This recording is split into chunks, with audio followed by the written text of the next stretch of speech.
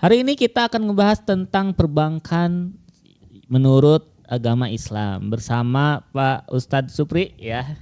Ya, Jadi gini Pak Ustadz ya, bisnis dan perbankan itu adalah hal yang tidak bisa dipisahkan di zaman sekarang Iya, karena apa-apa sekarang ditransfer ya. Bahkan sekarang udah lebih canggih lagi, ada pembayaran digital segala macam. Nah, gimana nih hukum menggunakan perbankan menurut Islam itu seperti apa? ya baik, terima kasih Pak Ajis. Ketika kita berbisnis, apalagi di zaman sekarang ini, mungkin kita tidak bisa lepas dari perbankan. Iya. Ya. Artinya memang Islam itu sangat sangat memperhatikan tentang kondisi kekinian gitu, disesuaikan dengan zaman gitu. Islam juga mempunyai konsep-konsep tentang perbankan, tentang keuangan gitu loh. Gitu ya. Perbankan ketika sekitar tahun 65 itu berkumpul para ahli di Kairo kalau nggak salah itu di Mesir. Karena kita mayoritas banyak orang Islam gitu, artinya banyak Islam, maka bagaimana cara memikirkan tentang konsep bank menurut Islam. Tahun 65. Kemudian pada tahun 71 itu OKI, organisasi Islam sedunia, itu juga di Mekah wal Mukarramah menggulirkan tentang konsep ekonomi Islam. Gitu, artinya kalau di negara-negara Islam mungkin sudah lama tentang konsep-konsep ekonomi Islam. Baru di negara kita di Indonesia itu tahun 91 kalau tidak salah, ICMI, Ikatan Cendekiawan Muslim Indonesia, yang dimotori oleh almarhum B.J. Habibie ketika itu sebagai ketua umum ICMI, baru membentuk konsep ekonomi syariah. Keluarlah waktu itu bank muamalat pertama kali, bank syariah Islam. Jadi selama kurun waktu itu mungkin perbankan itu dikuasai oleh perbankan konvensional. Gitu. Maka Islam sangat memperhatikan tentang konsep keuangan melalui perbankan, maka timbullah perbankan syariah. Gitu. Itu merupakan bukan riba ya, artinya bagaimana mengelola uang umat Islam itu secara halal. Karena kan kalau konsep konvensional itu ada riba, dan riba itu memang diharamkan oleh agama mutlak gitu. Itu hukum qot'i namanya, bukan hukum zonni. Hukum zonni itu bisa direka-reka, tapi kalau riba kan Allahu baya wa harama riba. Allah halalkan riba. Dalam pertemuan kemarin mungkin tentang konsep dagang riba gitu, perdagangan riba. Nah, sekarang ini kita sebagai umat Islam ya bisa memanfaatkan itu, tapi mungkin sesuai dengan konsep Islam. Di antaranya tadi dengan konsep Islam, konsep bank syariah gitu loh. Berarti lebih disarankan bank syariah gitu Pak ya? Iya, memang seperti itu, karena mungkin kita akan bahas juga tentang bagaimana apa bedanya antara bank konvensional dengan syariah. Gitu. Jadi kalau bank konvensional itu disebut dengan bunga. Bunga itu dalam bahasa Arab itu fawaid namanya, faidah. Bunga itu artinya tambahan. Dan itu yang tidak dibolehkan. Kalau bisnis uang dengan uang ada tambahan, itu riba namanya. Kemarin kita sudah sampaikan gitu. Gitu ya. Nanti juga ada produk-produk, ada murabahah, ada mudorobah gitu dalam bank syariah. Itu nanti mungkin. Jadi gitu. Kenapa dikatakan bunga? Memang dalam Islam itu, bukan dalam Islam, dalam konteks kita sekarang ini kadang-kadang kemaksiatan itu dikemas dengan bahasa yang indah, Pak. Bunga. Padahal itu riba kan gitu. Selingkuh. Orang yang berzinah itu selingkuh. Itu kan bahasa halus gitu ya. Gitu. Orang yang korupsi biasanya uang koordinasi padahal gitu kan bahasanya diperindah. Padahal itu tetap konsepnya dalam Islam itu ya tidak boleh, riba riba, haramnya haram gitu. Makanya solusinya itu para ulama, para pakar, pemikir-pemikir Islam itu, kita jangan hanya bisa menyalahkan riba itu haram-haram. Bagaimana solusinya? Dibentuklah bank syariat gitu. Bank syariah yang notabene halal gitu. Iya. Sebenarnya bukan kalau bank-bank itu riba itu bukan debatable Pak, bukan masalah khilafiyah, tapi memang udah qat'i dalam Al-Qur'an diharamkan. Gitu. Nah, solusinya bagaimana ya Bank Syariah? Nanti mungkin kita akan sedikit terangkan tentang Bank Syariah, bagaimana konsepnya gitu. Yang jadi dilema adalah kan lawannya nih. Iya. Misalkan kita pakai Bank Syariah. Kita mau menerima transferan nih. Jangankan beda dari syariah ke konvensional Pak, tapi beda bank aja ada biaya transfernya nggak mau. Sedangkan si bank itu kan biasanya yang sesama banknya itu tidak ada biaya transfer. Sedangkan biaya yang beda bank ada biaya transfernya. Nah itulah yang menjadi kenapa bank konvensional rame gitu. Karena mungkin kebanyakan orang pakai bank konvensional dan konsumen tuh nggak mau transfer, masalahnya itu. Nah itu gimana kalau misalkan karena dalam kita registrasi rekening gitu ya, rekening bank tidak ada akad bunga, tidak ada akad apa gitu ya. Dalam artian bisa nggak misalkan kita pakai banknya aja tapi bunganya tidak dipakai misalkan? Iya. Jadi betul tadi yang disampaikan bahwa memang bank itu dia akan maju, akan terus meningkat kondisinya itu ketika banyak nasabah. Itu yang harus. Makanya bank itu adanya di kota-kota besar Pak. Kenapa? Banyak transaksi keuangan di sana gitu. Orang banyak jadi orang berdiri dalam bank.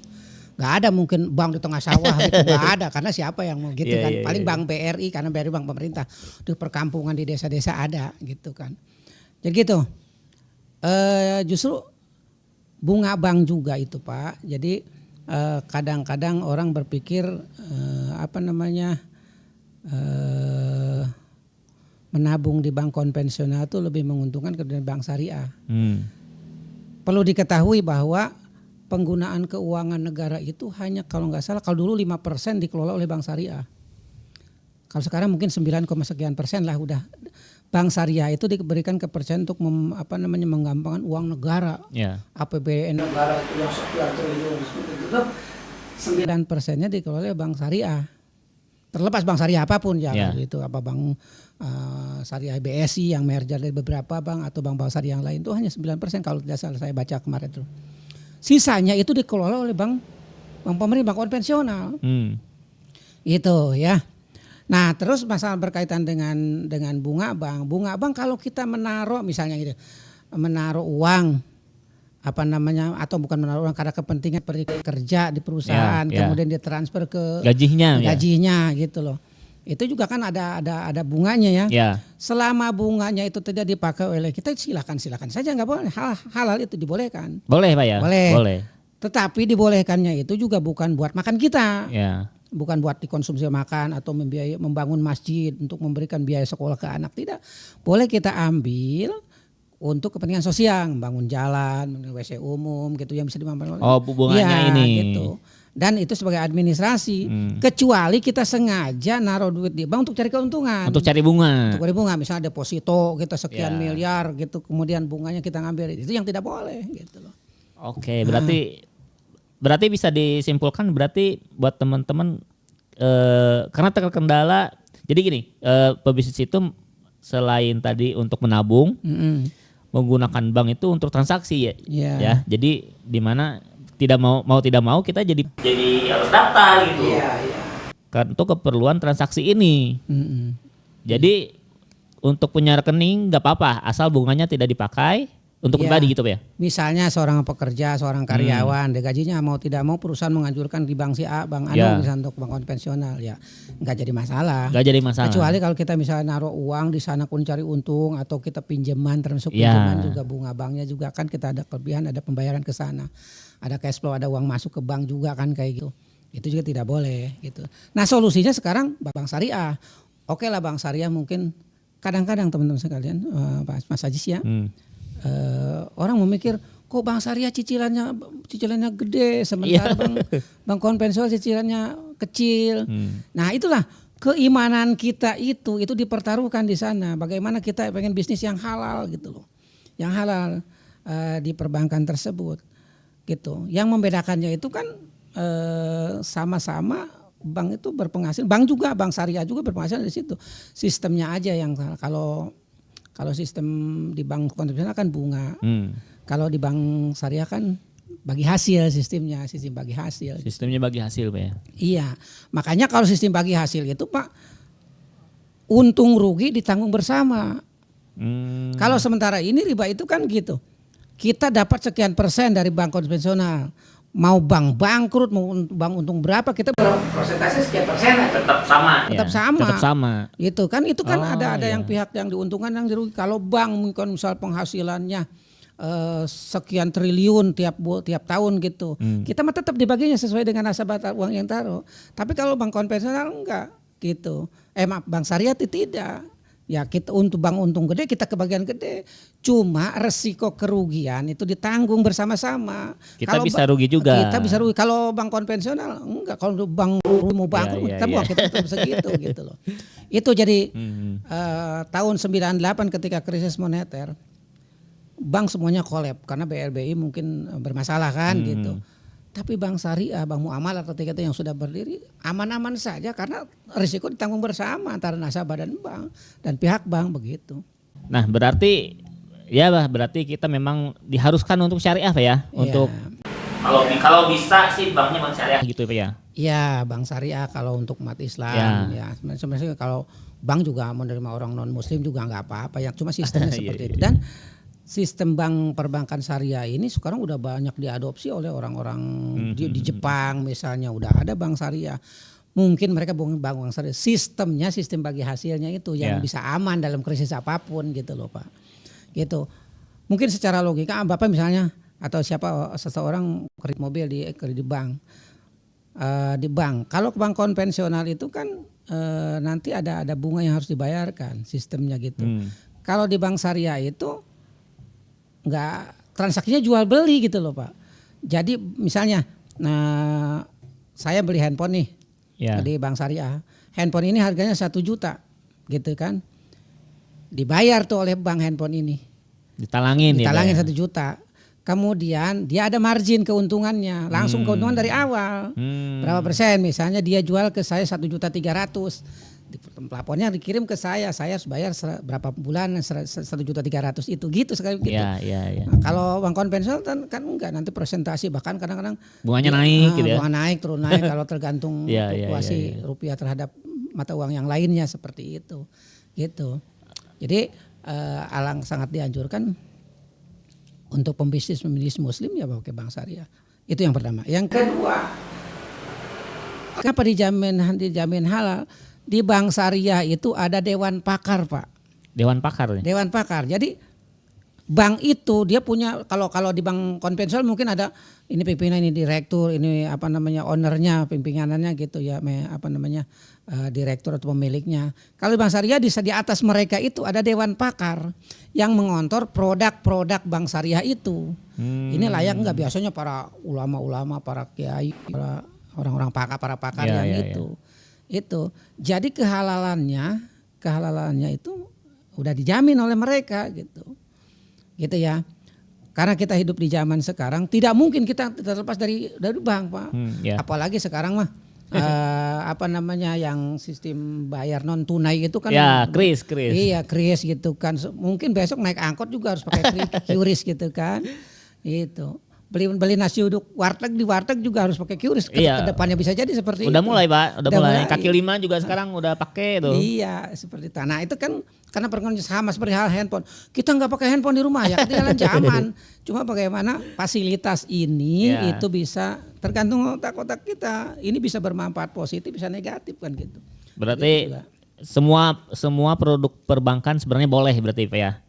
Asalkan kita kalau bisa sih dari bank syariah karena itu sudah melalui saringan lah. Enggak Pak. Kalau bank konvensional yang sifatnya yang tadi doang yang urgent tadi seperti karyawan gitu misalnya. Itu boleh gitu ya. Itu boleh ya Pak ya. Kalau sengaja kita minjem uang di bank kemudian nyari keuntungan dengan nyari bunga setiap hari ya itu yang dilarang dalam agama. Nah seperti itu. Produk bank itu ada 2 Pak. Kalau dalam syariah itu ada mudharabah, ada murabahah, ada mudharabah. Murabahah itu artinya jual beli putus gitu loh Pak, jual beli putus. Jual beli putus. Artinya gini, Bapak misalnya ngambil rumah ngambil KPR gitu, Iya. KPR yang tadi sistemnya, jadi dibayar oleh bank, kemudian bank dijual ke pembeli gitu. Kalau bank syariah itu namanya penjual dan pembeli. Iya. Kalau bank konvensional namanya debitur dan kreditur gitu kan sistem Iya, istilahnya iya, kayak iya, gitu, gitu kan. Kemudian dijual misalnya beli rumah 1 miliar dijual 1,3 miliar dengan margin 3 miliar misalnya atau 300 juta misalnya gitu. Nah, marginnya seperti itu, beri 1 miliar dijual 1,3 berarti marginnya 300 juta. Itu jual ke nasabah gitu ke pembeli gitu loh. Udah itu namanya murabahah, jual beli putus. Jual beli putus. Nah, selesai di situ udah tinggal store gitu loh. Gitu. Terus kemudian ketika terjadi keterlambatan setoran, cuma hanya dapat teguran Pak, nggak wajib. Kalau bank konvensional kan ada berapa persen gitu biaya keterlambatan denda, Pak, ya? gitu. Iya. Begitu. Gitu. Kalau bank syariah enggak. Tidak kena denda berarti. Enggak kena denda, ya gitu. Paling teguran. Ya telepon wajar karena dia harus ada laporannya. Kemudian mudorobah itu investasi. Ya ini investasi mungkin di bisnis, ini investasi. Jadi diharapkan kepada pembisnis muslim itu ya kita jangan tertarik oleh kecilnya kreditan ya, bayarnya plafon pembayaran, justru yang membedakan bank konvensional itu haram, bank syariah halal gitu. Solusi terbaik untuk perekonomian Islam adalah bank syariah gitu. Terlepas bank syariahnya yang manapun. Iya. Ada juga mengatakan bahwa itu hanya Windows syariah, hanya frame-nya aja syariah. Iya, banyak juga yang bilang Pak. Nah itu yang salah Pak, menurut saya pribadi itu salah seperti itu. Karena apa? Karena tadi dia udah dikaji, digojok, berdasarkan diskusi para pakar, dan ketika itu kan ranahnya ranah ijtihad Pak. Iya. Kalau ijtihad itu kan kalau benar dapat pahala 2, kalau salah dapat pahala 1 gitu loh. Rame juga ini Pak, komunitas anti riba Pak. Komunitas anti nggak tahu ya, dia yang sampai jangan kerja di bank katanya Pak. Nah itu gimana Pak menurut Bapak Pak? Ya memang ada keterangan hadis yang mengatakan semua produk-produk perbankan yang konvensional itu semuanya ada yang mengatakan seperti itu. Ada bahkan jangankan jadi direkturnya atau bagian marketing, jadi tukang sapunya juga karena itu haram. Memang ada keterangan seperti itu, hadisnya mengatakan seperti itu Pak. Karena kebagian ya Pak ya. Itu lagi kembali lagi kepada keimanan kita. Kita sejauh mana kita memegang syariah itu, aturan agama, Al-Quran dan sunnah Nabi dan hadis Nabi itu. Kalau kita mau ya tinggalkan. Ya, kalau nggak mau ya mungkin itu ya kategorinya apa kita juga nggak tahu. Tapi yang jelas konteks hadisnya mengatakan seperti itu. Sampai ke tukang sapunya, apalagi ya teller, apalagi ini dan lain itu. Memang ada keterangan seperti itu tidak boleh. Kalau dalam Islam itu namanya al-Islam goyatuna. Islam itu solusi Pak, solusi. Salah satu solusi perbankan konvensional adalah bank syariah. Ya. Itu solusi. Itu solusinya. Nggak ada lagi Pak ya. Kenapa misalnya rating bank syariah itu bahannya 9% dari keuangan negara itu karena tadi umat Islamnya itu belum sadar betul bahwa itu ada solusi. Kita mulai beralih karena kekompakan kalau semuanya sudah pakai bank syariah. Iya. Nggak ada lagi yang namanya kalah nasabah Pak gitu. Jadi banyak kan pada nggak mau transfer kalau bank syariah gitu. Nah itu kan karena nasabahnya sedikit, karena kita nggak kompak ya Pak ya.